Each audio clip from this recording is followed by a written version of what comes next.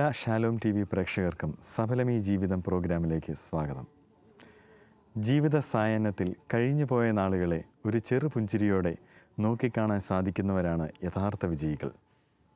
അധ്യാപനം എന്ന തൻ്റെ തൊഴിൽ ഒരു പ്രാർത്ഥനയാക്കി മാറ്റി എല്ലാവർക്കും പ്രിയങ്കരനായി മാറിയ KT ചാക്കോ എന്ന ചാക്കോ സാറിനെയാണ് ഇന്ന് നമ്മൾ പരിചയപ്പെടുന്നത്. സാർ, പ്രോഗ്രാമിലേക്ക് സ്വാഗതം.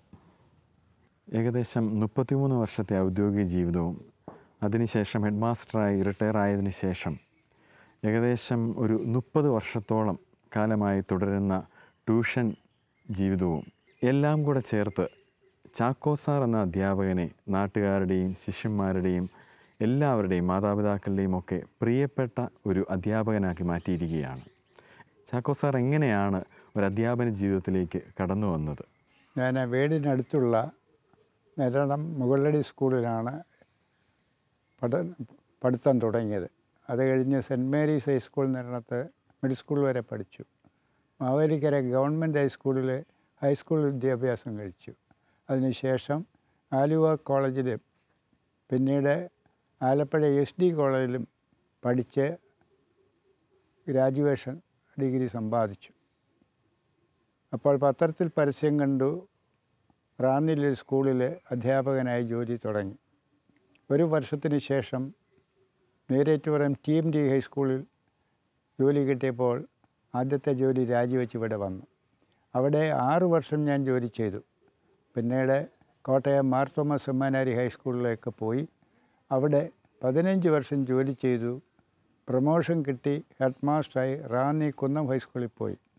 അവിടുത്തെ എൻ്റെ സേവനം മാനേജ്മെൻറ്റിന് തൃപ്തികരമെന്ന് തോന്നിയതുകൊണ്ട് എന്നെ വീണ്ടും കോട്ടയം മാർ തോമസ് സെമ്മാനാരി ഹൈസ്കൂളിലേക്ക് തിരിച്ചയച്ചു. അവിടെ 2 വർഷം ജോലി ചെയ്തു. പിന്നീട് കീഴിലം ഹൈസ്കൂളിലും തുടർന്ന് ഇടത്വ മാർത്തോമ ഹൈസ്കൂളിലും ജോലി ചെയ്ത് അവിടെ നിന്ന് 1985 റിട്ടയർ ചെയ്തു. പിന്നീടുള്ള കാലഘട്ടം വീട്ടിൽ പലയിടത്തായിട്ട് താമസിച്ചു, പിള്ളേരെ പഠിപ്പിച്ചു. അങ്ങനെ ഞാൻ പഠിപ്പിച്ച പിള്ളേർക്ക് എന്നോട് വളരെയധികം സ്നേഹമുണ്ടായിരുന്നു. മാതാപിതാക്കൾക്കൊക്കെ അതിനേക്കാൾ കാര്യമായിരുന്നു. അതുകൊണ്ട് ഇത്രയും കാലം അധ്യാപകനായിട്ട് തന്നെ തുടരാൻ തീരുമാനിച്ചു. അങ്ങനെ എൻ്റെ ജോലി തുടർന്നുകൊണ്ടേ ഇരിക്കുന്നു. സാറിന് ഒരു അധ്യാപകനാകണമെന്നുള്ളത് ചെറുപ്പം മുതലേയുള്ള ആഗ്രഹമായിരുന്നു? അങ്ങനെയല്ല. അധ്യാപകനായി ജോലി ചെയ്തതുകൊണ്ട് ആ ജോലി തുടരുന്നതിനും അതിൽ മെച്ചമായി പ്രവർത്തിക്കാനും തീരുമാനിച്ചു. അങ്ങനെയാണ് ഞാൻ ഒരു അധ്യാപകനായി ജീവിതം ആരംഭിച്ചത്, തുടർന്നത്. അധ്യാപകനാണെന്ന് ആഗ്രഹിച്ചല്ല തുടങ്ങിയത്. ആയതിനു ശേഷം ആ ജോലി ഭംഗിയാക്കാനുള്ള ശ്രമത്തിൽ തുടർന്നുകൊണ്ടാണ് ഇപ്പോൾ ഈ രീതിയിൽ എത്താൻ കാര്യം. ഇപ്പം ചാക്കോ സാറിനെ കുറിച്ച് പറയുമ്പോൾ ചാക്കോ സാറിൻ്റെ ഇംഗ്ലീഷ് ക്ലാസ്സുകളാണ് ഏറ്റവും പ്രശസ്തം.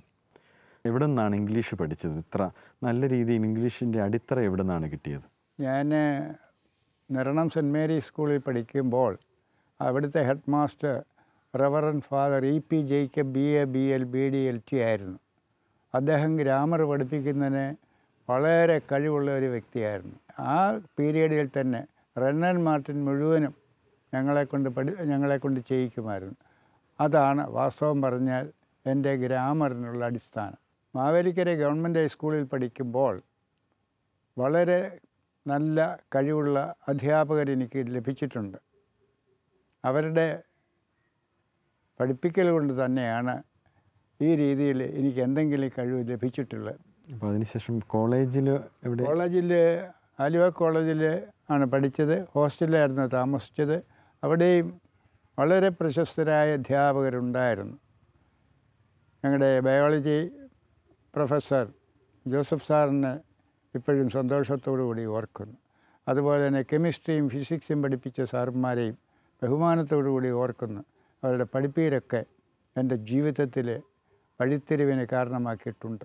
സാറ് പറയുന്നത് സാറ് ബയോളജി പഠിച്ചു, ഫിസിക്സ് പഠിച്ചു, കെമിസ്ട്രി പഠിച്ചു. അപ്പം കോളേജ് വിദ്യാഭ്യാസ കാലത്ത് സാറ് BA ഇംഗ്ലീഷ് അല്ലെങ്കിൽ ഇംഗ്ലീഷ് അല്ലായിരുന്നോ പ്രധാന വിഷയമായിട്ട് പഠിച്ചത്? ഇംഗ്ലീഷ് അധ്യാപകനായി പഠിപ്പിക്കാൻ തുടങ്ങുന്നത് ചില പ്രത്യേക സാഹചര്യത്തിലാണ്. ഞാൻ 6 വർഷം ബയോളജി മാത്രമേ പഠിപ്പിച്ചുള്ളൂ. ഹെഡ് മാസ്റ്ററുടെ താല്പര്യപ്രകാരം ഇംഗ്ലീഷ് പഠിപ്പിക്കാൻ തുടങ്ങി. സാറ് വളരെയധികം എൻകറേജ് ചെയ്തുകൊണ്ട് അത് തുടർന്നു. കോട്ടയത്തിൽ ചെന്നപ്പോഴും അതുവരെ ചെയ്തതിനേക്കാൾ മെച്ചമായിട്ട് ചെയ്തതിലേ അവിടെ ജീവിക്കാനൊക്കെ ഉള്ളായിരുന്നു. അതുകൊണ്ട് സ്വന്തം പ്രയത്നത്തിൽ തന്നെ ഈ ലൈനിലേക്ക് ഇംഗ്ലീഷ് ഒരു അധ്യാപകനാകുന്നതിന് വേണ്ടിയിലേക്ക് ഞാൻ തീരുമാനിക്കുകയും അതിൽ ഒട്ടും മോശമല്ലാത്ത രീതിയിൽ ഇപ്പോൾ തുടരുന്നതിന് സാധിക്കുകയും ചെയ്തിട്ടുണ്ട്. സാറിൻ്റെ ആ ഒരു സ്റ്റൈൽ എന്തായിരുന്നു? അധ്യാപനത്തിൻ്റെ സ്റ്റൈൽ എന്തെങ്കിലും ഒരു പ്രത്യേകത ഇല്ലാതെ ചാക്കോ സാർ എന്ന പ്രശസ്തനായ ഇംഗ്ലീഷ് അധ്യാപകൻ ഉണ്ടാവില്ലല്ലോ. നല്ലതാകുന്നതിന് വേണ്ടി ഞാൻ നല്ലവണ്ണം ശ്രമിക്കുകയായിരുന്നു. പുതിയ പുതിയ ആശയങ്ങൾ അത് എങ്ങനെയെല്ലാം പിള്ളേർക്ക് മനസ്സിലാകും, എങ്ങനെയെല്ലാം രസകരമാകും, അതിനുള്ള ശ്രമങ്ങളൊക്കെ നടത്തിയാണ് ഈ ലൈനിലേക്ക് വന്നത്. അതുപോലെ തന്നെ പിള്ളേരെ നല്ലവണ്ണം കൂടുതൽ കാര്യങ്ങൾ എഴുതിക്കുകയും അത് കറക്റ്റ് ചെയ്യുകയും ചെയ്യുന്ന ഒരു പതിവ് എനിക്കുണ്ടായിരുന്നു. ഇപ്പോഴത്തെ അധ്യാപകരെ പലപ്പോഴും സാറ് കാണാറുണ്ടല്ലോ. അപ്പം ഇവരെ ഒന്ന് അടുത്ത് കിട്ടിയിരുന്നെങ്കിൽ എനിക്കൊരു കാര്യം പറഞ്ഞു കൊടുക്കാമായിരുന്നു, അല്ലെങ്കിൽ ഒന്ന് തിരുത്താമായിരുന്നു എന്ന് തോന്നിയിട്ടുള്ള എന്തെങ്കിലും കാര്യമുണ്ടോ? ഇപ്പോഴത്തെ അധ്യാപകരെ നമ്മൾക്ക് കുറ്റം പറയാനൊക്കത്തില്ല. അവരുടെ ജീവിത രീതിയിലൊക്കെ മാറ്റം വന്നതുകൊണ്ട് വളരെ കഷ്ടപ്പെട്ട അല്ലെങ്കിൽ കഠിനാധ്വാനം ചെയ്യേണ്ട ആവശ്യമില്ല. പിള്ളേർക്ക് താല്പര്യമുണ്ടെങ്കിൽ പിള്ളേർ വേറെ എവിടെയെങ്കിലും പോയി പഠിപ്പിച്ചോളും. ഇപ്പോഴത്തെ അധ്യാപകർക്ക് തങ്ങളൊരു വലിയ കഴിവുള്ളവരാണെന്ന് പിള്ളേരെ കാണിക്കാനുള്ളൊരു ശ്രമമൊന്നുമില്ല. പിള്ളേർ ശ്രമിച്ചോളും, അല്ലെ പിള്ളേർക്ക് വേണ്ട സഹായം പേരൻസ് ചെയ്ത് കൊടുത്തോളും. അങ്ങനെയാണ് കാര്യങ്ങൾ ഇപ്പോൾ പോകുന്നത്. സാറ് വളരെ അച്ചടക്കം ഉള്ളൊരു അധ്യാപകനായിരുന്നു എന്ന് ആണ് പലപ്പോഴും സാറിനെക്കുറിച്ച് അന്വേഷിച്ച് കഴിഞ്ഞപ്പോൾ ഞങ്ങൾക്ക് മനസ്സിലാക്കാൻ സാധിച്ചത്. ഈ അച്ചടക്കം സ്വാഭാവികമായും ഒരു നല്ല ശിക്ഷണം വീട്ടിൽ നിന്ന് കിട്ടിയതുകൊണ്ടാവാനാണ് സാധ്യത. അപ്പോൾ സാറിൻ്റെ കുട്ടിക്കാലം എങ്ങനെയായിരുന്നു? സാറിൻ്റെ മാതാപിതാക്കൾ, സാറിൻ്റെ കുട്ടിക്കാലത്തെ സാറിൻ്റെ പഠന രീതികൾ, സാഹചര്യങ്ങൾ, ഇങ്ങനെയുള്ള കാര്യങ്ങൾ ഒന്ന് വിശദമാക്കാമോ? ഞങ്ങളുടെ കുടുംബത്തിലെ അംഗങ്ങൾ പൊതുവെ മാതാപിതാക്കളെ അനുസരിക്കുന്നവരാണ്. ഏത് കുടുംബത്തിലെ കുട്ടികളെ നോക്കിയാലും എല്ലാവരും പേരൻസിനെ അനുസരിച്ച് വഴങ്ങി ജീവിച്ചിട്ടുള്ളത്. ആ പാരമ്പര്യം തന്നെയാണ് എനിക്കുമുള്ളത്. മാതാപിതാക്കളുടെ താല്പര്യം എന്താണെന്ന് അറിഞ്ഞ് എനിക്കറിയാമായിരുന്നു. ഞാൻ പഠിച്ച് ഉയരണമെന്നുള്ള അവരുടെ ആഗ്രഹമായിരുന്നു. അതുകൊണ്ട് അവരുടെ താല്പര്യം അനുസരിച്ച് തന്നെയാണ് സ്കൂളിൽ പോകുമ്പോഴും വീട്ടിൽ വരുമ്പോഴും എല്ലാം പെരുമാറിയിട്ടുള്ളത്. സാറിനെ ചെറുപ്പകാലത്ത് എല്ലാവരും പാപ്പച്ചൻ എന്നാണല്ലോ വിളിച്ചിരുന്നത്. പാപ്പച്ചൻ എന്ന ആ കുട്ടിയെ സാർ എങ്ങനെയാണ് ഓർത്തെടുക്കുന്നത്? പൊതുവേ നാട്ടിലെ എല്ലാവർക്കും എന്നെ പ്രിയമായിരുന്നു. എൻ്റെ അമ്മയ്ക്ക് എന്നെ വളരെയധികം ഇഷ്ടമായിരുന്നു. എൻ്റെ പിതാവിന് ഇഷ്ടമില്ലെന്നല്ല ഞാൻ പറഞ്ഞത്. പുള്ളിയുടെ ഒരു ആറ്റിറ്റ്യൂഡ് വേറെയായിരുന്നു മാത്രമേ. എന്ത് വേണമെങ്കിലും മേടിച്ചുകൊണ്ട് വരികയോ ഒക്കെ ചെയ്യും. എന്നാൽ മറ്റു കാര്യങ്ങളിലൊന്നും ഇടപെടത്തില്ല. അമ്മയ്ക്ക് പ്രത്യേകം താല്പര്യമുണ്ടായിരുന്നു. വീട്ടിലെ ഞാൻ രണ്ടാമത്തെ മകനാണ്. ആദ്യത്തേതൊരു സഹോദരിയാണ്. ഞാൻ ആദ്യത്തെ മകനാണ്. അപ്പോൾ ഈ ഭവനത്തിൻ്റെ പുരോഗതിയൊക്കെ ഈ മകനിൽ ആശ്രയിച്ചിരിക്കുന്നു എന്ന് എൻ്റെ പേരൻസിന് അറിയാമായിരുന്നു. അതുകൊണ്ട് പഠിച്ച് ഉയർന്ന് വലുതാകേണ്ടത് എൻ്റെ കടമയായിട്ടും അവരെന്നെ ചൂണ്ടിക്കാണിക്കുമായിരുന്നു. പല അധ്യാപകരുടെയും ജീവചരിത്രങ്ങളും അല്ലെങ്കിൽ അവരുടെ ലേഖനങ്ങളുമൊക്കെ വായിക്കുമ്പോൾ അവർ പങ്കുവച്ചിട്ടുണ്ട് അവരുടെ അധ്യാപന ജീവിതം അല്ലെങ്കിൽ ക്ലാസ്സുകൾ ഇത്ര മികച്ചതായതിൻ്റെ കാരണം അവർ ക്ലാസ്സിൽ പോകുന്നതിന് മുമ്പ് പ്രാർത്ഥിക്കാറുണ്ട്, അല്ലെങ്കിൽ ആ പാഠം പ്രിപ്പയർ ചെയ്യുന്നതിന് മുമ്പ് പ്രാർത്ഥിക്കാറുണ്ട്. ഇങ്ങനെ ഒരു പ്രാർത്ഥനയുടെ അനുഭവത്തിലൂടെ കടന്നു പോയത് കൊണ്ടാണ് എനിക്ക് നല്ലൊരു അധ്യാപകനാകാൻ സാധിച്ചതെന്ന് പലരും പങ്കുവെക്കാറുണ്ട്. അപ്പോൾ ചാക്കോ സാർ എന്ന അധ്യാപകൻ്റെ അധ്യാപന ജീവിതവും ആത്മീയതയും അല്ലെങ്കിൽ പ്രാർത്ഥനയും തമ്മിൽ ഉള്ള ബന്ധം എങ്ങനെയായിരുന്നു?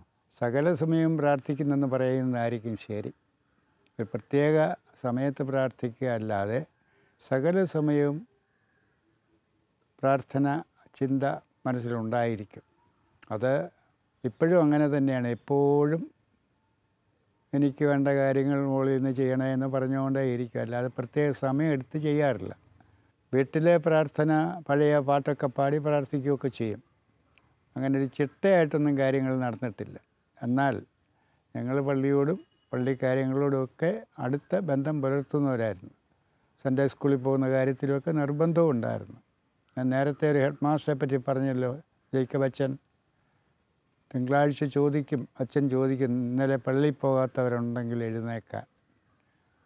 ആ ചോദ്യം അഭിമുഖീകരിക്കണമെങ്കിൽ ഞായറാഴ്ച പള്ളിയിൽ പോയിരിക്കും. അങ്ങനെയാണ് പള്ളിയോടുള്ള കൂടുതൽ ബന്ധം വരാൻ കാര്യം. സാറ് പറഞ്ഞല്ലോ, സാറിന് പ്രാർത്ഥനയ്ക്ക് പ്രത്യേകമായ ഒരു സമയമൊന്നും വെക്കാറില്ല, ദിവസം മുഴുവൻ പ്രാർത്ഥനാനിരതമായിട്ടാണ് പോകുന്നതെന്ന്. അങ്ങനെയാണെങ്കിൽ സാറിൻ്റെ ഒരു ദിവസം തുടങ്ങുന്നത് എങ്ങനെയാണ്? ഞാൻ രാവിലെ 5:30 ഉണരും. അന്നേരം പ്രാർത്ഥിച്ച് തന്നെയാണ് തുടങ്ങുന്നത്. ആ ദിവസത്തിൻ്റെ ആവശ്യങ്ങളും കുറവുകളും എല്ലാം ദൈവം മുമ്പിൽ അവതരിപ്പിച്ചുകൊണ്ടാണ് ദിവസം ആരംഭിക്കുന്നത്. 2 പാട്ടുകൾ ഞാൻ രാവിലെ പാടും, പിന്നെ പ്രാർത്ഥിക്കുകയും ചെയ്യും. പാട്ടുകളിൽ ഒന്ന് സാധാരണ മിക്ക വീടുകളിലും പാടുന്ന പാട്ട് തന്നെ. ഉണരുക നീ എന്നാത്മാവേ, ചരുകിൻ യേശുവിനരികിൽ നീ, തുണയവനല്ലാതാരുള്ളി ഏഴകൾ നമ്മെ പാലിപ്പാൻ. പുതിയൊരു ദിവസം വന്നതിൽ നാം എങ്ങനെ നമ്മുടെ ജീവിതത്തെ ഭൂതലമതിലെ നയിച്ചിടണം, ആയതറിയിക്കാതനോട്. പോയൊരു ദിവസം അതുപോലെ ഭൂവിലെ വാസവും നീങ്ങിപ്പോവും, നീയതുദാനി ചീശെങ്കിൽ ആശ്രയം പുതുക്കണം ഈ ക്ഷണത്തിൽ. ഈ പാട്ട് പാടിത്തീർക്കും. അത് കഴിഞ്ഞിട്ട് സ്വർഗസ്ഥനായ പിതാവേ എന്നുള്ള പ്രാർത്ഥന ചൊല്ലും.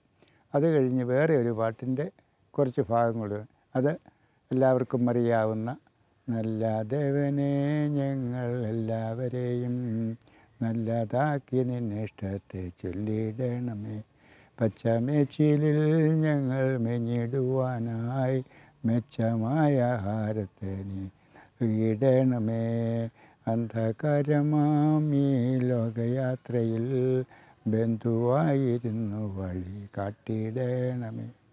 ഈ പാട്ടും പാടിത്തീർന്നിട്ട് എൻ്റെ ആവശ്യങ്ങൾ, അന്നത്തെ ആവശ്യങ്ങൾ, ജീവിതത്തിലെ എന്തെല്ലാം ആവശ്യങ്ങളോ അതെല്ലാം മൗനമായിട്ട് സന്നിധിയിൽ സമർപ്പിക്കും.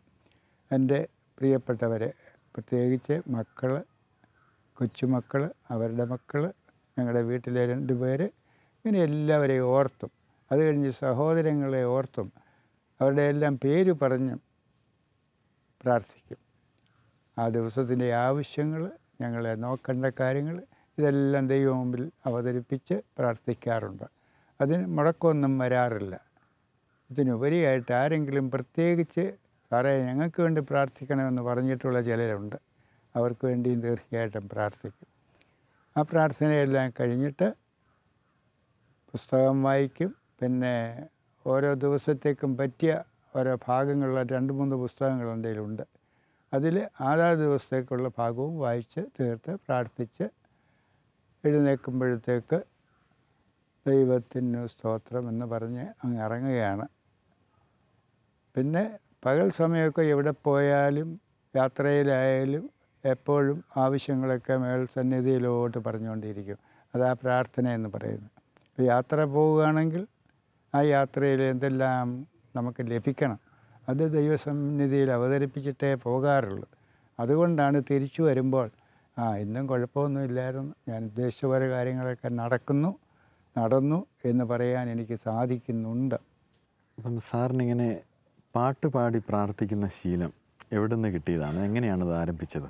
പ്രാർത്ഥനയ്ക്ക് മുമ്പ് ഒരു ആരംഭം എന്ന് പറയുമ്പോൾ ഒരു പാട്ട് പാടുന്നതല്ല. അത് പഴയ പാട്ടുകൾ നല്ലതൊക്കെ ഉണ്ട്, ധാരാളമുണ്ട്. അത് പാടുമ്പോൾ തന്നെ നമുക്ക് അതിൻ്റെ അർത്ഥം വിശദീകരണമില്ലാതെ മനസ്സിലാകും. ഈ ഞാൻ പാടിയ 2 പാട്ടുകളും അങ്ങനെയുള്ളതാണ്. ബഹുമാനപ്പെട്ട അച്ഛന്മാരൊക്കെ നമ്മളോട് പറയുന്ന ഒരു കാര്യമാണ് പാട്ട് പാടണം. പാട്ട് പാടുമ്പോൾ നമ്മളെ അറിയാതെ തന്നെ ദൈവസന്നിധി സമർപ്പിക്കാനൊക്കെ ആ പാട്ടിൽ ഉൾപ്പെട്ടിരിക്കുന്ന കാര്യങ്ങളൊക്കെ നമുക്ക് വേണ്ടതാണ്, ചെയ്യേണ്ടതാണ്. അതുകൊണ്ട് പാടി തുടങ്ങി ഈ പാട്ടൊക്കെ കാണാതെ അങ്ങ് പറയാൻ എനിക്ക് ഇന്ന് സാധിക്കുന്നുണ്ട്. പ്രാർത്ഥനയെക്കുറിച്ച് പറഞ്ഞപ്പോൾ പറഞ്ഞു എല്ലാ ആവശ്യങ്ങളും ദൈവത്തിന് സമർപ്പിക്കുന്നു.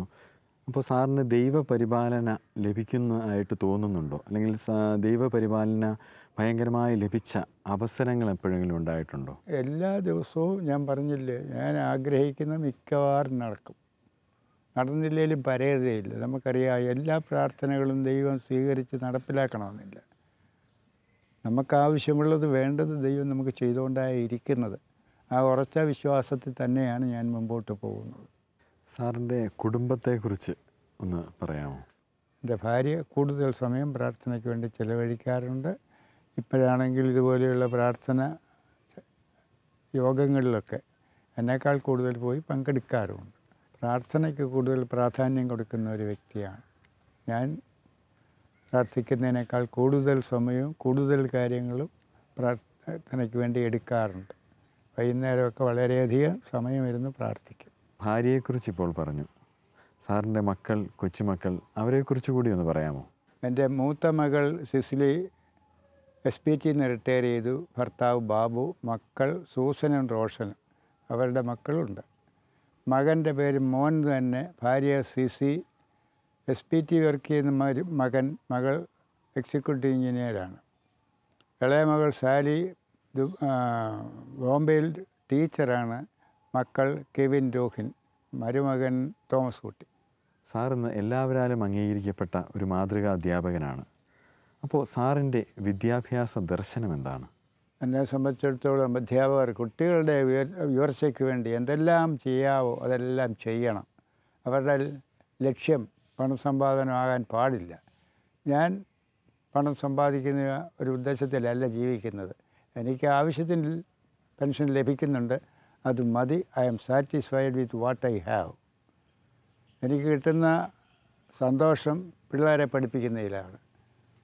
ഉയർന്ന സ്ഥാനങ്ങളിൽ എത്തിയ എൻ്റെ പൂർവ്വ വിദ്യാർത്ഥികളെ ഓർക്കുമ്പോൾ അതിനേക്കാൾ കൂടി സമ്പാദ്യമൊന്നും എനിക്ക് വേണ്ട. സാറ് പറഞ്ഞതുപോലെ സാറിൻ്റെ ഉയർന്ന സ്ഥാനത്തെത്തിയ പൂർവ്വ വിദ്യാർത്ഥികൾ ആരൊക്കെയാണ്? വളരെയധികം ആളുകളുണ്ട്. എല്ലാവരുടെയും പേര് പറയാൻ പറ്റത്തില്ല. എൻജിനീയേഴ്സ് 100 കണക്കുണ്ട്. ഡോക്ടേഴ്സിന് അതിനേക്കാൾ കൂടുതലുണ്ട്. കേരളത്തിലെ ചീഫ് സെക്രട്ടറി ആയിരുന്ന ജോസ് സിറിയക്കിനെ എനിക്ക് പഠിപ്പിക്കാൻ സാധിച്ചു എന്ന് പറയുന്നത് വളരെ സന്തോഷം നൽകുന്ന ഒരു കാര്യമാണ്. വളരെ ഉന്നത സ്ഥാനങ്ങളിൽ എത്തിയിരിക്കുന്ന അനേകം വിദ്യാർത്ഥികൾ എനിക്കുണ്ട്. അവരെല്ലാം എൻ്റെ അംബാസഡേഴ്സാണെന്ന് ഞാൻ പറയും. അവരുടെ പേര് പറയുമ്പോൾ എനിക്ക് സന്തോഷമാണ്. അവരെ കാണുമ്പോൾ അതിനേക്കാൾ സന്തോഷമാണ്. അതത്ര എൻ്റെ സമ്പാദ്യം. സാറ് ഡിസിപ്ലിന് വളരെ മുൻതൂക്കം കൊടുത്തിരുന്നെന്ന് പറഞ്ഞിരുന്നല്ലോ. അപ്പോൾ എങ്ങനെയായിരുന്നു സാറിൻ്റെ ശിക്ഷണ രീതി?